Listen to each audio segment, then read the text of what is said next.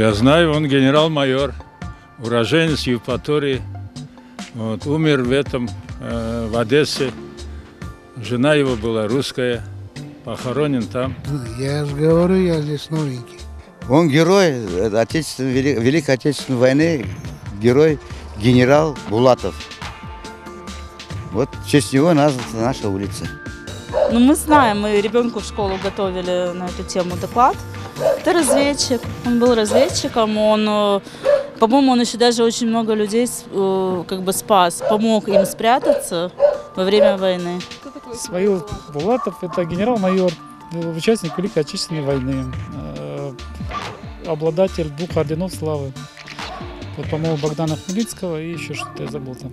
Исмаил Булатов, он военный, да, был? Бабушка знает, я не знаю. Ну, конкретно я ничего не могу сказать. Я знаю, что он, звание у него какой-то этот генерал-майор или кто там такой. Ну, генерал-майор Исмаил Булатов, да, вот знаем мы его.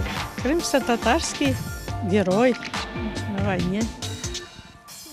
Генерал был генералом, поэтому названа наша улица, где живут все наши компактные крымские татары, его именем названа эта улица. Мы дорожим свою улицу, держим в чистоте, стараемся.